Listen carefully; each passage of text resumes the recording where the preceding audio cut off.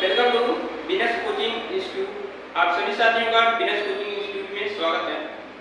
साथियों, पिछले वीडियो में हमने डिस्कशन किया था द्विघात समीकरण। द्विघात समीकरण क्या होते हैं, कितने तरीके के होते हैं और क्या तरीके होते हैं उनको सॉल्व करने का।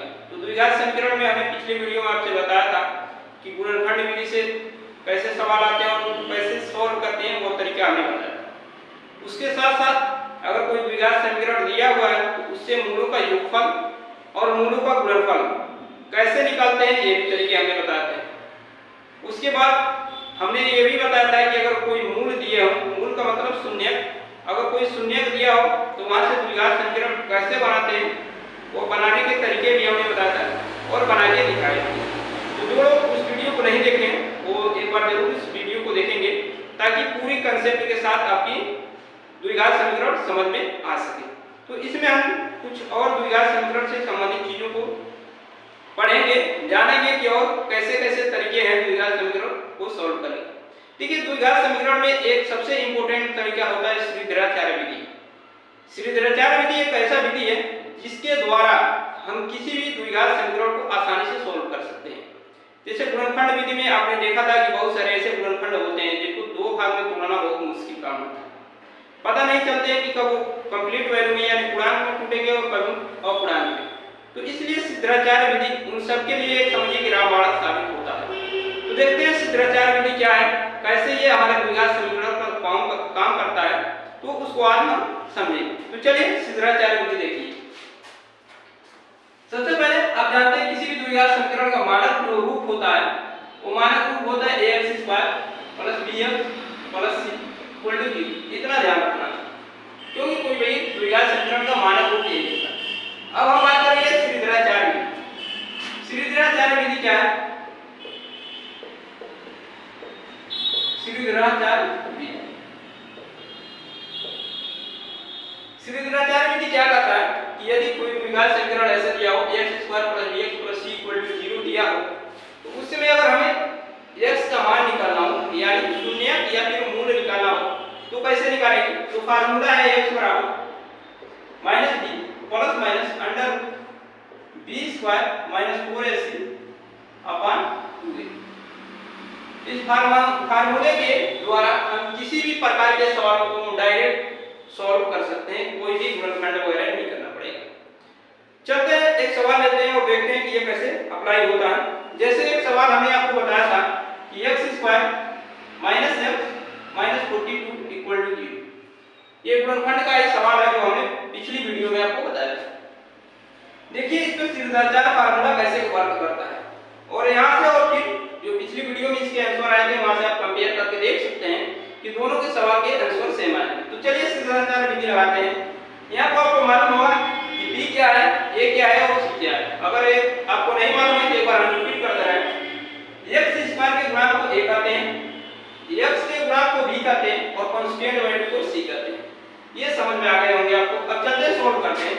तो हमें श्रीधराचार्य विधि से x का मान अगर इसको निकालना हो तो लिखेंगे x = -b +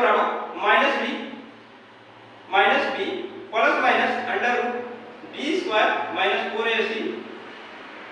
- 4ac/2a। आप यहाँ पर मान रखेंगे तो b का मान, ये तो माइनस फार्मूले में b का मान यहाँ से क्या है, x का गुणांक कुछ नहीं है तो 1 माना जाता है। तो b का मान यहाँ पे क्या होगा -1 और -1 और माइनस पहले से दिया है मिलके +1 हो जाएंगे +√b²। b का मान क्या है -1 तो -1 का स्क्वायर -4a। a का मान क्या है, x² का गुणांक a होता है और a का मान यहाँ कुछ नहीं दिया तो 1 मानेंगे। c क्या है -42/2, a का मान 1। अब देखिए इसको सॉल्व करते हैं। यहाँ पर ये क्या है, x = 1 + -√b²। तो -1 का स्क्वायर क्या हुआ +1 और माइनस और माइनस को उल्टा हो गया प्लस बन जाएगा। 4 2 जा 8 और 4 4 जा 16। नीचे आ पाएगा, आप सॉल्व करेंगे तो 1 प्लस माइनस इनको जोड़ेंगे तो √169 और नीचे आ जाएगा 2। ये 169 हुए और 169 का स्क्वायर रूट क्या होता है 30 होता है और नीचे 2, ये x के मान आते हैं। क्योंकि आप जानते हैं कि द्विघात समीकरण में x के 2 मान आते हैं, तो इसलिए आप यहाँ देख रहे हैं 1 प्लस माइनस 30/2। अब एक बार क्या लेंगे आप, प्लस लेंगे, प्लस लेने पर जब प्लस चिन्ह लेंगे यहाँ से तो x का मान क्या आएंगे 1 प्लस 30/2। सॉल्व करेंगे तो 40/2 यहाँ से कैंसिल होगा तो 7, यानी x के मान क्या है 7 है। ठीक, अब माइनस लेंगे, माइनस लेने पर जब माइनस लेंगे तो x बराबर 1 माइनस 30/2।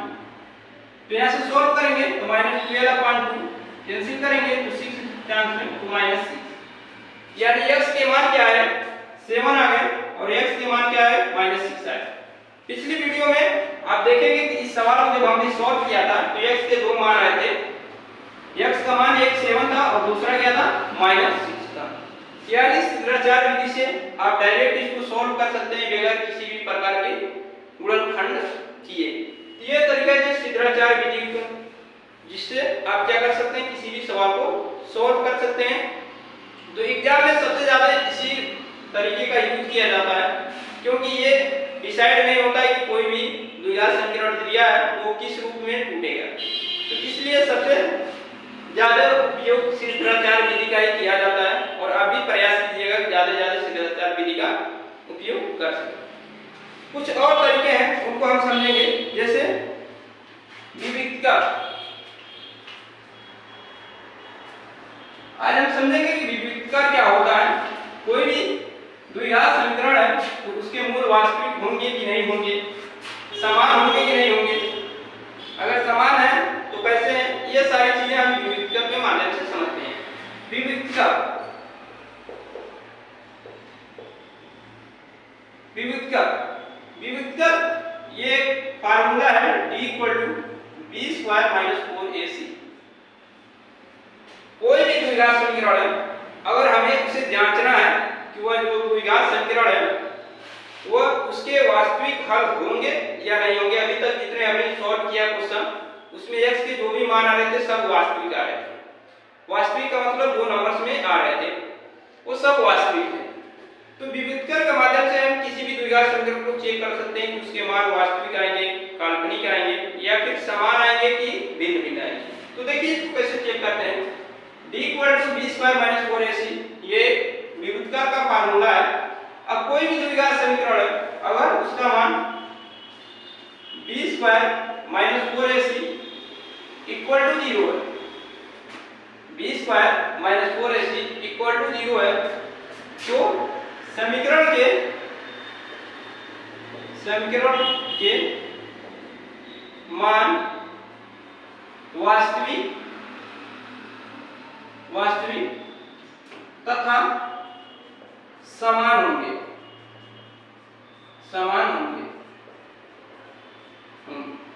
यानी कोई भी समीकरण है अगर उसको हम चेक कर रहे हैं b² - 4ac = 0 उसका मान आ जा रहा है, तो जो समीकरण होगा उसके मान जो होंगे वो वास्तविक होंगे और समान होंगे। अगर b² - 4ac > 0 यानी जो भी समीकरण है उनको सॉल्व करके उनका मान 0 से बड़ा है, 0 से बड़ा आने का मतलब क्या है 1 2 3 4 5 ये सब मान क्या है 0 से बड़े हैं, तो उस कंडीशन में समीकरण के मान वास्तविक तथा असमान होंगे,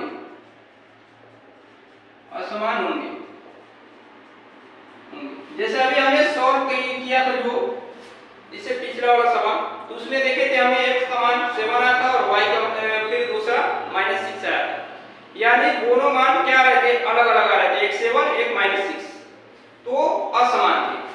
तीसरी कंडीशन कि b² - 4ac <0, यानी b² - 4ac का मान क्या आ रहा है 0 से छोटा आ रहा है, तो समीकरण के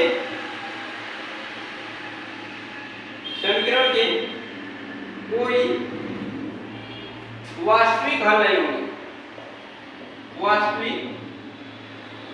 हल नहीं होंगे,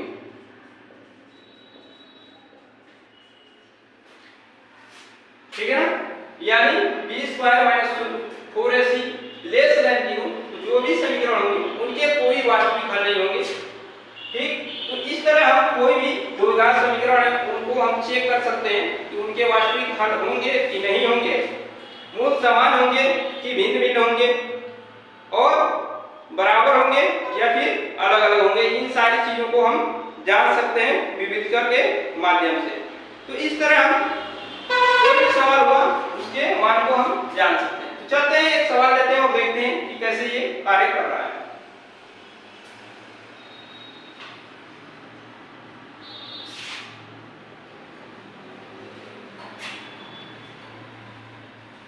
देखिए एक सवाल हम लेते हैं x² plus 4x plus 4 equal to 0। अब इसे हमें चेक करना है कि इसके मूल कैसे होंगे। इसको हमने पिछले वीडियो में सॉल्व करके दिखाया है कि इसके मूल कैसे आ रहे थे। इसके मूल हमने सॉल्व करके दिखाया कि x के जो भी मान आ रहे थे -2 आ रहे थे, जो दोनों क्या है समान है। तो समान है तो यहाँ हम चेक कर लेते हैं कि क्या समान की कंडीशन को फॉलो कर रहा है कि नहीं कर रहा है। तो देखिए इसको जांचने का तरीका क्या है कि b² - 4ac अगर इसका मान 0 के बराबर आ जाए तो हम कह सकते हैं कि जो भी ये द्विघात समीकरण दिया गया है इसके जो दोनों मान आएंगे वो समान होंगे और वास्तविक होंगे। तो चलिए रखते हैं, इसका मान देखते हैं। b यहाँ क्या है 4 है, तो 4 का स्क्वायर -4 a का मान 1 और c का मान 4। यहाँ से सोल्व करेंगे तो 4 का स्क्वायर 60 और इसका सोल्व करेंगे तो 60, दोनों को सोल्व करें तो 0 आएगा। यानी b² - 4ac इसका मान क्या आ गया 0 के बराबर आ गया। और अगर ये 0 के बराबर है तो इसको हमने पिछली वीडियो में सॉल्व किया था, तो x का मान देखा था कि x का मान क्या आ रहा था -2 और -2। ये कंडीशन क्या कहता है b² - 4ac = 0। ये कंडीशन क्या कहता है अभी हमने आपको बताया था कि अगर b² - 4ac का मान 0 के बराबर है तो जो भी मूल होंगे वो वास्तविक होंगे और दोनों समान होंगे। तो आप देख रहे हैं कि दोनों मान क्या आ रहे हैं समान आ रहा है, तो ये क्या होंगे वास्तविक और समान होंगे। इसी तरह और कोई भी समीकरण जांचना हो, जैसे x² + x + 1 = 0, हमें इसको जांचना है कि इसके मान वास्तविक समान होंगे कि नहीं होंगे, कैसे होंगे। तो फिर वही तरीका b² - 4ac। अब इसको सोल्व करेंगे, सोल्व करने के बाद देखेंगे कि इसके मान क्या आ रहे हैं, 0 के बराबर आ रहे हैं, 0 से बड़े आ रहे हैं या फिर 0 से छोटे आ रहे हैं। तो चलिए सोल्व करते हैं। b का मान यहाँ पर क्या है 1, तो 1 का स्क्वायर -4 a का मान 1 और c का मान 1, 1 का स्क्वायर 1 और -4 का इसमें मल्टीप्लाई करेंगे तो 4। तो यहाँ से सोल्व कर रहे हैं -3 आ रहा है, यानी ये जो -3 आ रहा है ये क्या है -3 लेस देन 0। -3 जो है वो लेस देन 0 है, यानी b² - 4ac का मान क्या आ रहा है लेस देन 0 के। और b² - 4ac का मान अगर लेस देन 0 हो रहा है तो उस कंडीशन में हमने बताया है कि इसके जो मान होंगे वो क्या होंगे वास्तविक नहीं होंगे, यानी कोई वास्तविक हल नहीं होगा। अगर इसका मान 0 से छोटा आ रहा है, b² - 4ac का मान 0 से छोटा आ रहा है, तो उस कंडीशन में कोई वास्तविक हल नहीं होगा। क्लियर है? एक और एग्जांपल से लेते हैं। देखिए एक और सी एग्जांपल है, जैसे x² + x - 42, जो अभी हमने सॉल्व करके दिखाया था। हम केवल चेक कर रहे हैं कि मूल वास्तविक होंगे कि नहीं होंगे। तो यहाँ से देखिए, सबसे पहले जो लोग चैनल पे नए हो चैनल को ईमानदारी पूर्वक सब्सक्राइब कर लें, ताकि जो भी वीडियो बन रहे हैं वो आप तक पहुंच सके और हमारी भी हौसला बढ़े। तो देखिए इसको कैसे चेक करेंगे। तो देखिए हमने बताया है कि b² - 4ac इसका मान अगर 0 के बराबर है तो वो वास्तविक है, नहीं बराबर है तो नहीं है। तो देखिए b का मान 1, 1 का स्क्वायर -4, a का मान 1 और c का मान -42। अब इसको सोल्व करेंगे तो 1 का स्क्वायर 1 और माइनस माइनस को गुणा को प्लस, 4 2 जा 8, 4 4 जा 60। सोल्व करेंगे तो ये क्या आएगी 169। और 169 क्या है ग्रेटर देन 0 है, यानी b² - 4ac का मान क्या आया 169 और 169 जीरो है और ग्रेटर देन जीरो होने का मतलब क्या है कि इसका मान जो होंगे वास्तविक होंगे और वास्तविक होने के साथ साथ असमान होंगे। पिछले वीडियो में हमने इसको सॉल्व किया तो x के दो मान आए थे -7 और 6 आए थे, समझ में आया? पिछली वीडियो में हमने इसको सॉल्व किया था तो x का मान -7 और 6 आए थे। तो वहां से भी आप देख सकते हैं जो भी इसके मान आ रहे हैं वो क्या आ रहे हैं, वास्तविक तो आ रहे हैं लेकिन असमान आ रहे हैं। ठीक है, ये थे पूरे आपके द्विघात समीकरण के पूरे बेसिक कंसेप्ट। दोनों वीडियो उम्मीद है कि अगर आप देख लेंगे तो द्विघात समीकरण से शायद कोई क्वेश्चन आपसे फंसे, यानी सारे क्वेश्चनों को आप सॉल्व कर सकते हैं आसानी से। तो आप कोशिश कीजिए कि दोनों वीडियो को बगैर स्किप किए पूरी अच्छी तरीके से देखिए, समझिए और इसका ज्यादा से ज्यादा लाभ उठाइए। और जो लोग चैनल पे नए हो वो चैनल को सब्सक्राइब करें, लाइक करें तथा ज्यादा से ज्यादा दोस्तों के पास इस वीडियो को शेयर करें। मिलते हैं